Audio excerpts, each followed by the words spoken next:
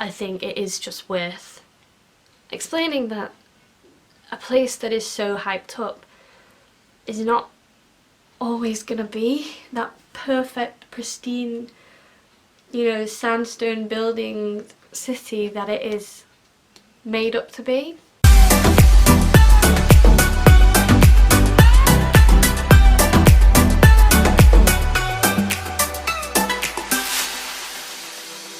Hey everyone, welcome back to my channel. If you are new here, then my name is Rosie and I have just graduated from the University of Oxford. This video is part 2 of my juicy Oxford review Q&A, and if you haven't seen part 1, then it will be linked in the pinned comment and the description. Just want to apologise for the lighting now. It is going dark outside, hence why my face now looks purple. I've got the big light on. Oh, let's get on with it. What was the highlight of your studies? So this I'm taking as a subject specific, like what is the highlight of your academic work? And for me, by absolute miles, it is my physical anthropology module. I absolutely loved that module. It was just so different from anything I'd done because we had so many practicals and we actually got to learn about how we can use our subject in the modern day, like, real world, the jobs market. And it was that module that really solidified that I could be, you know, a forensics person, and I just absolutely loved it. Like, we got to work with real bones every week, and I think I learnt a lot about what I already knew as well, in the sense that I would go to a lesson and be like, I don't know anything, and then we'd get asked to try and show what we already knew, and I could do it, and it just made me so much more confident. And so yeah, I absolutely loved that third year module. That was the highlight of my studies without a doubt. Yeah, as well as handing in my dissertation, because, you know, that was a highlight. What was the worst thing about Oxford? You know what? Oxford was great, but a lot of it was just unnecessary. Some of the jargon and the way things are run so traditionally, as well as the workload, is just unnecessary, and it puts people off. Like, Eton, for example, has the exact same names for the terms, I think it's Eton, as we do at Oxford, or I did at Oxford, and that makes, you know, it starts them off being so comfortable, whereas people who are new to this whole environment and idea, it makes it so much more difficult, and it creates a bubble that some people really struggle to get into. Is the workload excessive? Yes. I understand, well, I don't actually, I kind of do. Like, I understand, well, I don't actually, I kind of do. Basically, we got 2 essays a week, and now I can safely say that, and now I can write an essay. I can write an essay well. I know what I'm doing most of the time. I can spell. I can use different types of sentences for effect. You know, like primary school kids. Okay. I can type really fast because of the amount of words I've had to do over my degree. They ask you how you are, you just have to say that you're fine when you're not really fine, but you just can't get into it because they would... Was it necessary? I don't think so. It's just two full essays a week with reading lists of what, like 15 books. Sometimes it was less, but I'd say an average of about 15. It's not that you have to read them cover to cover, but still to, like, take in that much information is in 3 days is ridiculous. On that note, here's my video about writing an essay in 3 days. It's just hard, and once again puts people off who didn't expect it and haven't, like, been trained for that. It just becomes futile, and you end up getting behind so easily. You miss one essay and all of a sudden you've got 3 in a week because you've got to catch up. It's just, you don't get any time to congratulate yourself on how much you've achieved. And you forget how much you've achieved because you only focus on what you haven't. And it's a real breeding ground for imposter syndrome because of that. Because you don't know how much other people have actually finished. And you know, a lot of people do all of the work. And that makes it really difficult because you then start thinking, well, I've not got issues that mean I can't do it, so I'm obviously just not good enough. And it is so hard. I'm really not selling it. But you can also do it, and they wouldn't let you in if they didn't think that you could do it, or at least give it a good go. Because I certainly didn't do every essay, or complete every essay anyway that I was set. I did research all of them, but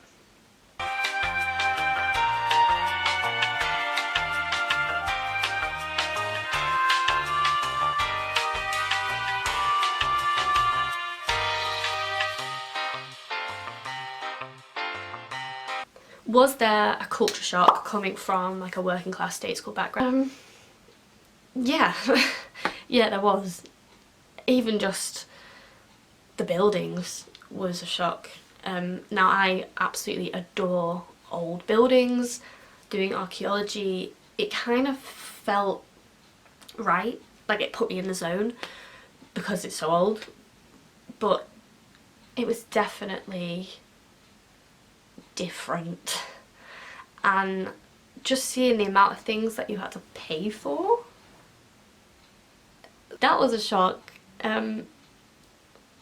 St. Peter's really didn't help themselves in Freshers Week by making us pay £75 for a week of food. Like, who spends £75 on a week of food for one person? Like, that's a whole family shop. And I realised afterwards that it was all because, it wasn't all because, it was a lot because 3 of the meals had wine included. And that in itself didn't break down an elitist stereotype very well, you know, because I didn't really drink wine before that. Wine was for really, really fancy things, you know, and having wine for 3 dinners, and it was all different types of wine, and everyone seemed to know what each wine went with, and, you know, when to use which knife and fork. And I learned quickly, but it was a shock initially. I never experienced the people making much of a barrier at all, and so that isn't much of a shock. It's just how different it is, and also because being from the northwest as well, the lack of people from near you is probably more of a shock than the class thing, because there's so much available for now anyway. There wasn't really when I was in first year. There's so much available, like Class Act, there's First Gen Society, loads of different initiatives for people who are trying to get over this culture shock, and yet there's really not a lot for the northern thing at all. There's Northern Society now, but that didn't exist when I was in first year, so there was really not anything to go off. If you watch my first year videos, I think that plays a big part in why like my accent changed so much, because like to get through a shock you kind of adopt the local tongue, which was kind of posh Southern English. So my voice changed a lot, and then when I came home that meant that everyone noticed and was like, oh my god, you're changing, like why are you talking like that? And I hadn't even consciously done that. That was like a subconscious change. If I could change one thing overall, what would it be? The workload, for sure. Or even just how diverse the workload is. And like 1 essay a week is hard enough. To do 2 on 2 different topics is hard. And like I said, I think totally unnecessary. They need more diversity in their teaching, particularly for archaeology. There needs to be more practical stuff.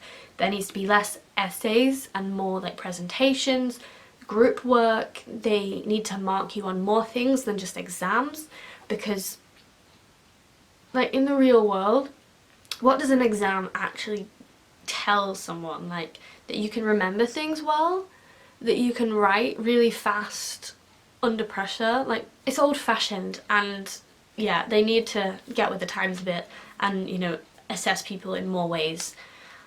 Like, it's just, they need to update themselves, is what I'm trying to say. Is Oxbridge worth the hype? No. It's like, it's worth it, as I said in part 1, but it is not worth the hype. Hey guys, Rosie from the future here. I've just come back from work, but I basically spent all day thinking that actually I disagree with what I just said. Yes, wherever you go at uni, if you put the work in, if you do the internships alongside, etc., you're gonna be successful. But that doesn't mean that Oxford isn't worth the hype it gets at all. I think I was just in quite a negative mood because of all the other answers I've been giving, but it just completely clouded me from the fact that Oxford has so much that other places don't. And because I haven't experienced those other places, I didn't immediately think about what we had got. I was just thinking about what actually isn't good about it, and I forgot the fact that there was, you know, over 100 libraries that every student can access. As well as libraries, they have study spaces that are just, you know, quiet rooms in colleges, in departments that you can work in, instead of there just being one library where you have to get there at 7 if you want a seat, all the way up to exam period. There is space somewhere for you to work outside of your room. The quality of books that are in all of the libraries. The Bodleian, for example, has every copy of every book available at all times, you know? It has a special storage unit in Swindon with a bus going constantly, taking books to and from so that students can always have the book that they need. Where else are you going to get that? I don't know, I don't think it happens at most places. You know, if your uni only has one library, if it's out, I guess. That's just not the case at Oxford.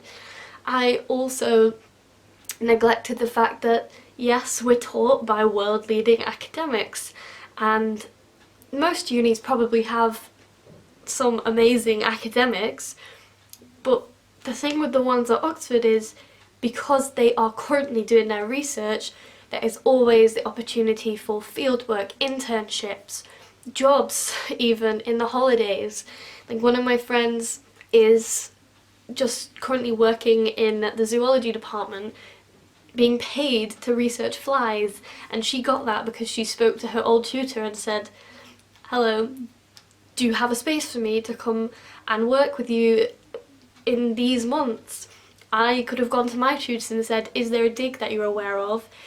Can I come and join it?" And my friend also went to Australia all summer because his tutor had emailed only students at St. Peter's, for example, and said, "There's this internship going in Australia for 10 weeks and everything's paid for." And you know, it's that sort of, the connections that are made and the opportunities that come out of them because of how prestigious the university is and because of the world-leading research that is being undertaken in the name of the university. The college system as well, I absolutely loved it. Like, they do this at Durham and Cambridge and I think Lancaster and maybe York as well. It meant that I did sports that I never thought I would do. I made so many more friends at uni because we talked to every single year group. Like, I did rowing. I would never in a million years would have thought at another university to go and look at the rowing team because it's kind of just the top people, whereas on a college level it's all beginners, and it just makes it fun with friends. Because again of the college system, we were so close with our tutors, it means that now basically for life I have got that link to my college, and I can come back in, I can see my old tutors, I can contact them whenever for references, for possible jobs that they might need doing. The thing is about Oxford is that there is so much going on and so much opportunity to do extra and just to have an amazing, amazing time. The issue comes with the workload and how hard it is to balance, and that is, I think, what the only thing that I was seeing when I was doing the video is the things that I didn't get a chance to do because I was always working. But that is my own personal experience, and you know, I was projecting that into a way too negative view of the university. The next one is particularly juicy. Is Oxford inclusive of all backgrounds? We are getting there. I am white. I cannot talk for people of colour, and I won't. I think Cambridge is still doing a much better job in terms of combating inclusivity and like working with like IBSMO, for example. Like people like Miss Vars and Peachy Jamilla, whose channels I will both link in the description, are doing the absolute most for Black inclusivity, and Neetu Singh-Bains is doing it for the South Asian girls, and it is just getting there. I feel like that's all I can say. It's getting there. For class and for like school background, a lot is being done. The issue is, it is more than just a university issue. It's a social issue, and that is quite localised in terms of, yes, Oxford can do all of this stuff in terms of like outreach and putting on events, but what it can't do is target poverty and isolated alienation in terms of like being as far away from the London sphere as you can get in England. Like the North East, for example, is gonna make people feel like they don't belong there, and that's not Oxford's fault. But by sending more people out, then they could help. I don't know how many people they send out anyway to those places. I know my old outreach officer went to Liverpool, and they've been doing quite well getting people to come from that area. So, you know, it's getting there, but there's a long road ahead. Now, mental health is a massive problem. The workload really does not help at all. A lot of people are struggling, some struggle more than others, and yes, the university does actually spend more per head on mental health than any other university. That is true. In fact, it was true anyway. It may not be the case anymore, but it was the case. And everyone can access the university counselling services for free. There is, however, as with any counselling service, a ridiculous waiting list, and not every college has their own counsellor, and even if they did have a counsellor, it might not be the right person for you. I have several friends who have been through counselling and they have had to go and spend money on a private counsellor, and if you're someone who can't afford that, then you might slip through the net. In every college they have students who are peer supporters and welfare officers, and they are incredible most of the time. Sometimes people get elected based on popularity, which means that not everyone then feels comfortable going to them, but in the grand scheme of things they're doing a really good job. The issue is then, where do they go for their mental health? And what happens if you have an issue with a person who is meant to be the person you have to talk to? It works, but it's not perfect in any way. I think one of the main issues is a detachment. Is that a word? A detachment. A detachment between the academics and welfare. The tutors don't often get it. they don't often link up welfare with academics, and that needs to change.